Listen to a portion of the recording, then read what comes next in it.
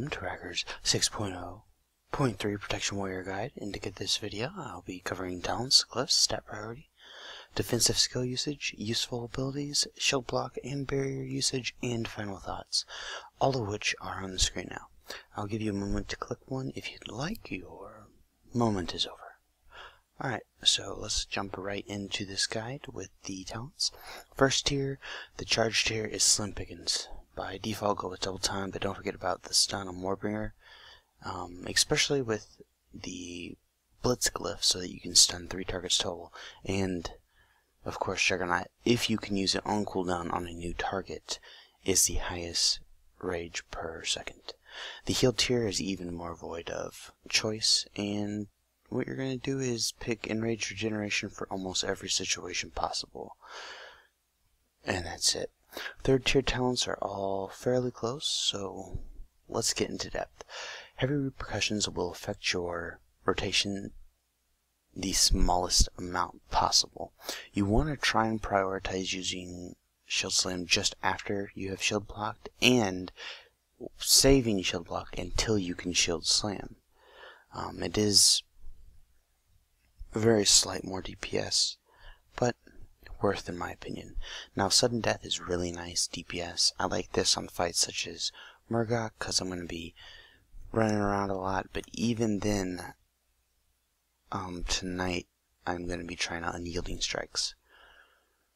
So, sudden death is very good, especially on fights when you can't maintain Unyielding Strikes, or on single target fights where you're not going to be on the boss quite as much as boss fights like Kargath or Butcher, you know, where you're going to be sitting on the boss, or even Twins. Twins is pretty insane, and this leads me into my next thing. Unyielding Strikes I like to pick definitely on cleave fights like Tactus, Twins, and Brackenspore, because it's just so much more DPS. So, in my opinion, Sudden Death and Unyielding Strike are the two main deciders, with it being, if it's cleave, definitely go Unyielding Strikes. If not, then look at the situation. If Sudden Death is better, get it. The next tier, the fourth tier, Dragon's Roar almost all the time, except I go Shockwave for the stunnable adds on Murgok, so that my other tank does not take nearly as much damage. Between that and Safeguard is pretty happy times, which leads me into the defensive tier. I go Safeguard every single fight because there's a situation where I can use Safeguard in every single fight. Next tier is Bloodbath for single target, Bladestorm for cleave and multi-targets. More so, I love it for 3 targets or more, so Tactus is really nice. Bladestorm, I mean. And the reason is because when you're Bladestorming, you cannot use your, actually, hold on. You actually can't use Shield Slam or Revenge or Devastate, so you're going to have less mitigation overall. It's more DPS, yes, but for those 6 seconds, that's all you can do is Bladestorm and use defensives. So you can't really generate any rage. Now the last tier is actually full of options. Gladiator's Resolve is great, but only if you're taking unhealable damage. Keep that in mind. You don't want to be taking this just to reduce the strain on the healers. If the healers are physically capable of healing you, make it happen, man. Make it happen. Use that mana. Ravager is really nice, actually. It's really insane on cleave multi-target fights if you can use it correctly. It is completely useless if you use it and then have to move the mobs out of it.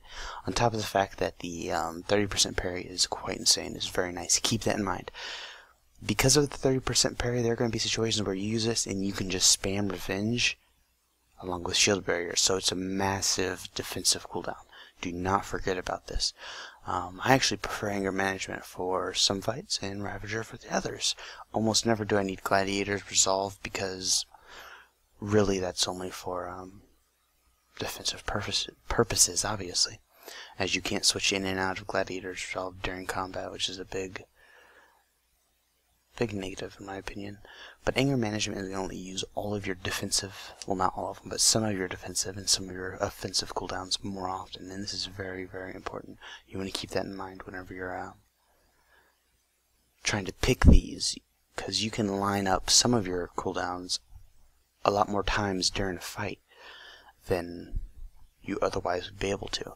And sometimes that is more beneficial than having the parry and damage from Ravager.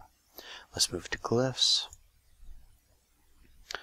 Alright, so for glyphs we have Glyph of Avenging Rage. This is pretty much staple. I take this on every single fight. Glyph of Shield Slam. You can dispel one magical effect. Great if the fight has dispels. Rude Interruption is literally free damage on fights like Bracken Spore. Enrage Speed is great for mobility, and it makes it so you have a 30-second minor sprint. Glyph of Cleaving is insane for cleave and AoE fights. I'm telling you guys, insane. This and Unyielding Strikes is going to get you some good numbers. The next two glyphs are Glyph of Heroic Strike for mobility, and Glyph of... where is it? There it is, Death from Above. This is a direct DPS increase if you are able to use Heroic Leap. Not on cooldown, but more than you would be able to with the 45-second cooldown. And the reason for that is because it's very minor DPS when you use it, but if you're using it 15 seconds sooner, then it's more DPS, regardless of how small it is. Glyph of Resonating Power I really like on the last fight, Murkoch, because I am constantly thunderclapping ads, and Tactus because I'm constantly thunderclapping. Alright, so this next bit I'm going to throw up an image on screen, and it's going to go over stat priority. The basic stat priority is bonus armor over strength, over mastery, over crit, over haste, over multi-strike. And now this is where versatility comes in. Depending on your view, versatility is going to be different. If you really only ever plan to do normal and heroic, versatility is probably going to be very close to the bottom. But in my opinion, versatility comes just after mastery and just before crit. Now this has multiple reasons, but the first one is versatility versus crit. Versatility is smooth damage income. Crit is more overall, and crit is more DPS. So if you're trying to min-max the rate overall and you want to get the boss dead as fast as possible, crit's not a bad option. Just versatility will smooth out the damage you take for the healers, and I've explained to great extent, I believe, why I think it's important that you take smooth damage so that you can utilize HOTS, Earth Shield, passive heals like that. Alright, so I'm going to explain now what these stats do. Bonus armor increases your, armor, reducing how much physical damage you take, basically increasing your effective health, and it increases your attack power. This is massive. It increases your attack power, which is more damage, and higher shield barriers. Mastery increases your block mitigation, increases your chance to block and crit block, and it increases your attack power by a % chance. You also get 5% more from talents, so you get 5% more mastery from talents. This is massive, because more attack power equals bigger shield barriers and more DPS. Crit does some things for you. First, it increases DPS just by, giving you more crits, and parry. Parry is good because it resets your revenge, which means more DPS, more rage, more mitigation.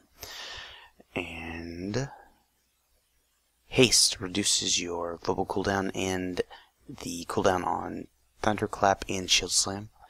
Very nice. It is more rage generation. Multi-strike procs your blood craze every time you multi-strike with an auto attack, which, if it was all abilities, this would be very, very good in my opinion, but it's not. And it also lets you do slightly more DPS from the multi-strikes. Stamina is actually terrible. The more stam you have, because of the way that Resolve works, the more damage you're going to be taking, so not happy fun time. Alright, so opening rotations, I pre-pot and armor pot, hero charge into heroic leap, into shield slam, blood rage, if that shield slam is not a crit, into taunt revenge, and I taunt just before I revenge. I actually taunt just before the end of the GCD of shield slam, and the reason why I do that is because taunt increases the threat you generate by 300%, so taunt revenge, and then the next GCD I Bloodbath Dragon's Roar for massive DPS. Then just follow the normal priority list, which is Sudden Death over Shield Slam or Revenge over Devastate, pretty much. Throwing in Shield Blocks, Shield Barriers, which I'll cover in the next area, and Heroic Strikes on Ultimatum procs, or if you're using Unyielding Strikes. Note you should that you want to work in your offensive cooldowns, your Bloodbath and Dragon's Roar, somewhere where it's convenient, preferably on a time when you're not going to get cock-blocked by the boss and you're going to be able to have the full duration of your cooldowns used. As far as rage usage for barrier or block, always use shield block if you're taking blockable damage, otherwise barrier. Pretty much, however, you can also weave barrier in between shield blocks for massive reduction in damage, but you won't always need to do this. Like now, I really only use shield block and barrier for the butcher fight when Tenderizer is coming, because other than that, I'm just not taking hardly any damage because my healers are at the point where they can, easily heal this. Alright, let's move on to... Actually, maybe... Oh yeah, I want to talk a little bit more about Shield Block and Shield Barrier. Definitely on certain abilities of the boss fight, like I've said before in my videos, you want to be aware if you need to Shield Block or Barrier.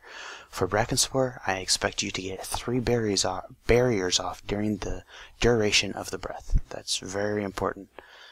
Oh my. But for Butcher, you want to be able to get a barrier and a shield block off, and for Kargath, you just need to get 1 barrier off before Impale, and it's nice if you have Rage for a block afterwards, but it's not absolutely needed. Some important abilities and skills I want to mention is Demo Shot is your 1 minute 20% reduction in damage. I use this for the first Impale or Tenderizer. I like to use this at predicted times, or if the fight doesn't call for it, I just like to use it.